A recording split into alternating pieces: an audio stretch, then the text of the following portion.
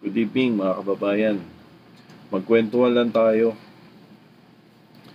tungkol sa sinabi ni Senator Amy Marcos kanina mga 8 hours ago sa Senado.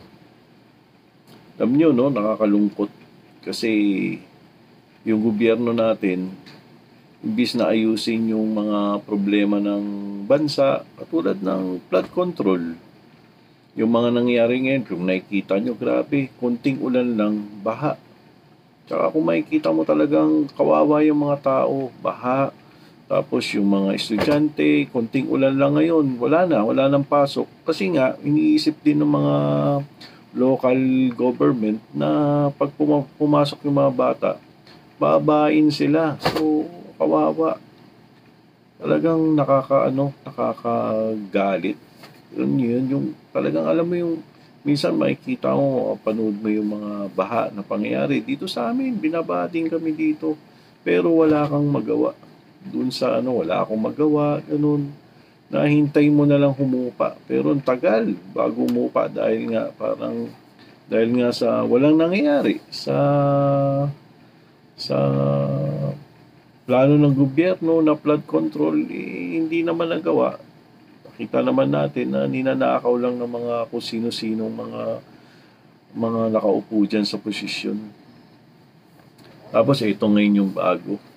Itong si Senator Amy, nagsalita nga siya na ang plano ngayon ng gobyerno, hindi natin alam kung sino may plano nito, na si Boying Rimulya gusto nilang paupuin ng ombudsman.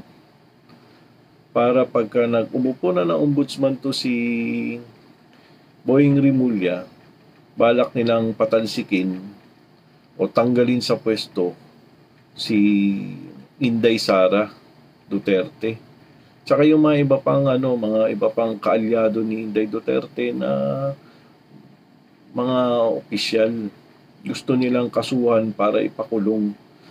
Dahil nga sa darating na eleksyon sa 2028, walang maging sagabal sa kanila. Pero alam nyo, 2025 pa lang ngayon, 3 years pa. Pinaplano na nila yung mga ganyan ngayon pa lang.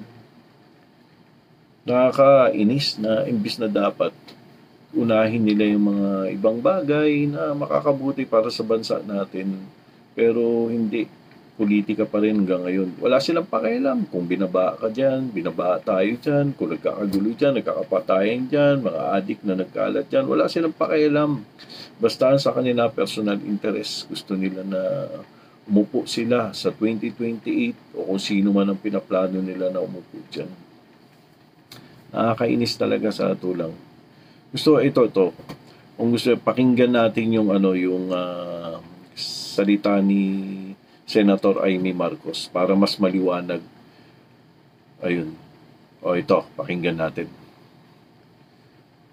Sabihin, napakasimple ng mga pangyayari diyan, nagkakagulo sa ombudsman dahil hindi sila nagtagumpay sa PI, mga PI nila.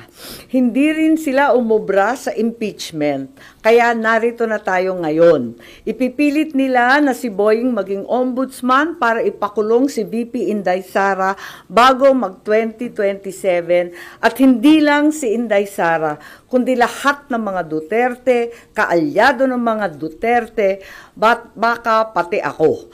Yan ay sa gitna ng paghihirap ng mga Pilipinong binabaha ng tubig, ng korupsyon at ng kawalang aksyon. Tinutukan ko ang Plan A nila na People's Initiative Chacha. Binuking ko ang Plan B, yung impeachment, para mawala sa landas nila si VP Sara sa 2028. Ngayon, nasa Plan C na po tayo, sa ombudsman naman. Naunpay, nakita ko na, kaya ako nagsampa ng kaso nung May 2, nandun ako sa ombudsman. Kung hindi kayo titigil sa pamumulitika, mag-asaran tayo. Hindi ko rin kayo tatantanan. Para kayong mga kabayong na katapalodo sa 2028, 2026 pa lang ngayon. Napapabayaan nyo ang bayan sa kakaisip ng ambisyon at paraan paano nyo buburahin ang mga nakaharang sa mga maiitim ninyong plano. Nasa 2028 na kayo. 2026 pa lang. Paano makakaligtas at mabubuhay ang Pilipino 2026, 2027? Paano makakaraos? Hindi sila tulad ng mga buhaya na kaya sa lupa at lumalangoy sa baha, walang pakialam. Ngayon, ang OMB, Bantayog ng Katwiran, para sa mga lingkod bayan. Pati ba naman yan, gusto ninyong baluktutin? Habang nagsusumikap ang lahat ng tapat, habang ang lahat ng Pilipino ay galit dahil gustong makakita ng tuwid, habang pilit naming nire-reband na tuwid ang sistema, eto kayo at pilit nyong kinukulot, binabaluktot, ginugulo. Ang OMB ay opisina, hindi parlor. Tigilan nyo yan. Ang mensahe ko naman kay bagong Deputy OIC Ombudsman Vargas ay simple lamang. Kung nayayanig ka na sa pressure, isabuhay mo na lang ang sikat ng kanta ni April Boy Regino. Kapag nariyan na ang suhol, itaas mo ang iyong dalawang kamay ng ganito at sabihin, hindi ko kayang tanggapin. Wala lang. Naloloka na ako. Yes po. Git ninyo na plano nila na kaya ilagay si Secretary Boying Remulla sa Ombudsman para ipakulong si VP Sara at mga ka-alyado niya. Ano yung suspicion o may nakuha kayo na mabigat na information na pinagbasihan nyo? Yes, marami po tayong information na talagang dito patungo ang paghalal ng isang ombudsman na kaibigan natin dati pero hindi naman natin mapagkakailay. Ang labo-labo naman ng ganon. Kaya tututulan ko po at magtiisan po tayo. Hindi natin kakayanin yan at hindi dapat mangyari yan. Dahil klaro naman hindi dapat politiko, klaro yung conflict of interest, hindi naman na maitatakwil na may kaso. So, 2 sets of cases against Secretary Boying Remulla presently pending before the Ombudsman. Kung paano siya magkakaroon ng clearance from the Ombudsman, pipilitin talaga, pinaltan na yung Deputy OIC na dati nariyan, si Deputy OIC Castillo, malamang ayaw mag-cooperate, kaya kung ano-anong paninira nakikita natin sa online. Meron administrative case for grave misconduct and conduct prejudicial to the best interest of the service. May ikalawa pa, may criminal cases, usurpation of judicial functions under the revised penal code, another criminal case for arbitrary detention of PRRD. Ayan, so nag-file ako nung nakaraang 27 August ng position paper ad cautelam kasi marami pang pending, marami pang iniintay. Higit sa lahat, hindi pa nare-resolve yung time to file the position paper. Iintay rin kami yung mga respondent.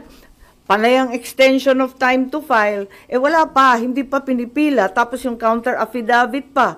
And then Marbil, si General Marbil, may motion to withdraw pa his rejoinder affidavit. So ang dami pang nakatenga, dapat talaga, pasok na yan sa preliminary investigation. Di naman nila pwedeng i-dismiss kasi umandar na yung kaso Meron pa akong motion for clarificatory hearing. Meron pa akong motion for supplemental position paper. Kaya, ayun, nung nag-file ako nung 27 August, yung sumunod na araw, wala, tinanggal na si OIC Ombudsman Marie Flor Punsalan Castillo. Bigla-bigla ang pinasok yung Deputy Ombudsman sa Visayas, si Dante Vargas naman.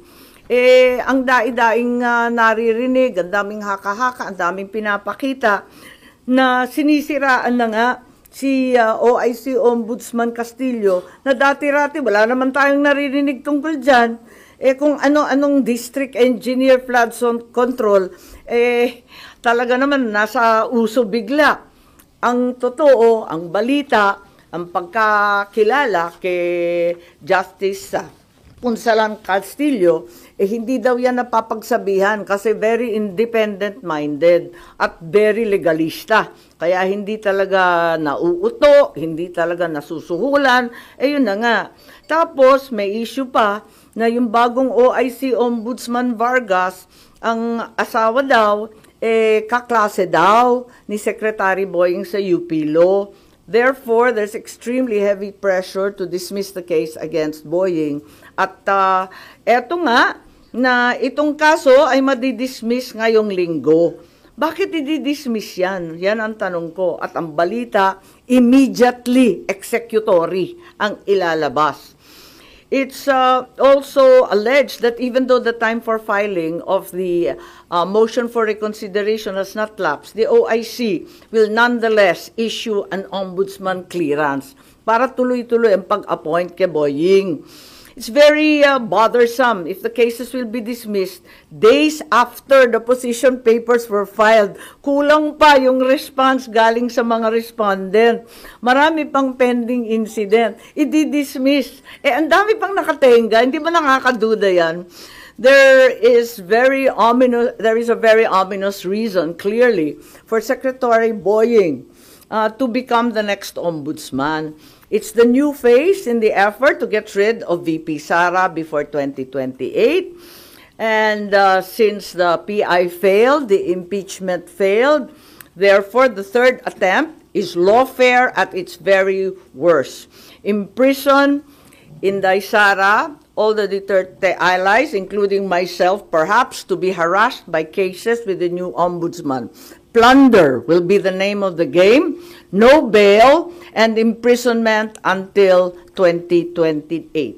I will be very, very surprised kung aabot si VP Sara na malaya kapag naupo itong uri ng ombudsman.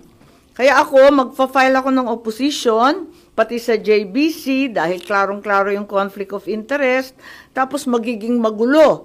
Kapag itong mga kaso sa PRRD arrest will be rendered ineffective. Halimbawa, if the OIC Ombudsman caves to pressure, dismisses na nga the cases, pati yung MR i-dismiss, mapupunta sa CA, sa Supreme Court, paano yan? Kahit i-reverse ng CA or Supreme Court yung OIC Ombudsman, orders the dismissal from service, declares he's perpetually disqualified. Paano ma-enforce yung desisyon na yan kung si Secretary Boying ay nakaupo ng ombudsman? He can only be removed by impeachment. It may not be amiss to inform the JBC as well as the present OIC Ombudsman that we understand and commiserate with the unbearable, tremendous pressure to issue a clearance. That way, the JBC is apprised to scrutinize more carefully instead the circumstances surrounding the issuance of said clearance or certification, if and when that will be issued. Ayan, maraming salamat po sa mga kababayan ko